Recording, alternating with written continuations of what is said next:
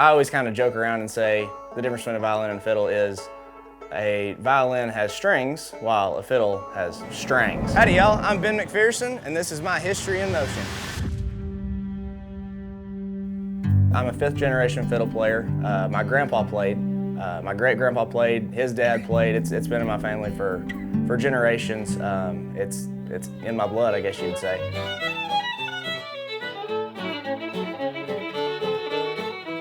So I went to Tarleton State University in Stephenville, Texas, and while I was going to school there, I was playing with Steve Helms around Fort Worth area and across Texas, and kind of played with him through college. And then once I graduated college, I was trying to kind of figure out what I wanted to do, and I ended up just continuing to play music, which I didn't know if I was going to play music for a living full-time then or not, but I decided to pursue it.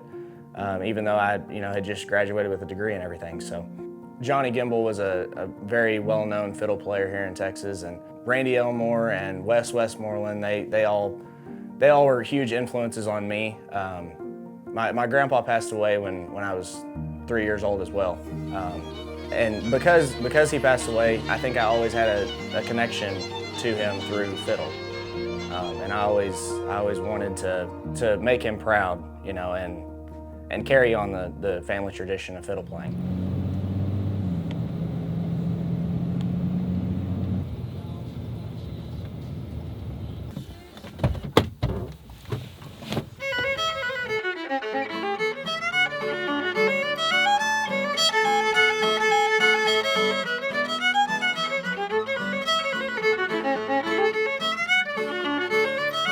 I remember when we were kids, and I'm talking about little bitty kids, 6, 7 years old, we came to a fiddle contest down here at this gazebo that my grandfather was putting on.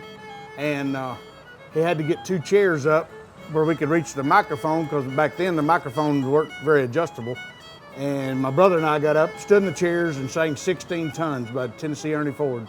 And from that moment on, I knew I was going to love the fiddle music and knew I was going to love the crowds, and it just kind of went from there.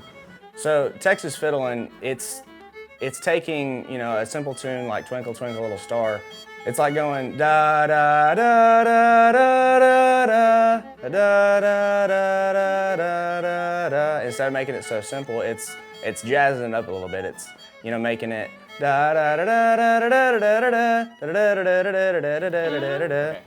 This is a little part of a waltz for you.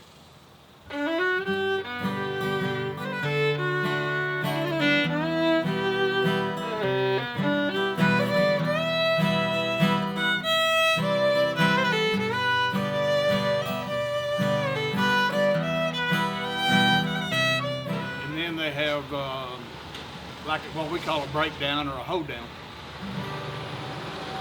So like Tom and Jerry?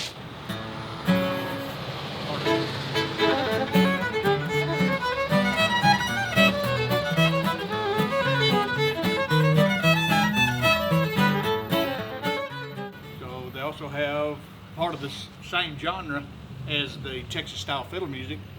They have what they call a reel.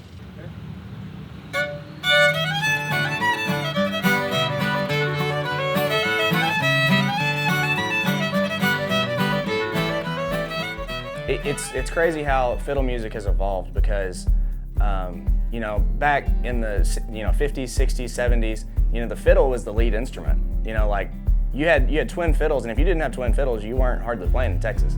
I think people like seeing a fiddle player on stage in Texas because it's been a tradition for a long time. Going to fiddle contests and seeing bands with fiddle players has been a thing for a long time in Texas. Nowadays, you hardly even see fiddle players in bands. Most of the time it's just you'll have 2 guitar players and no fiddle player.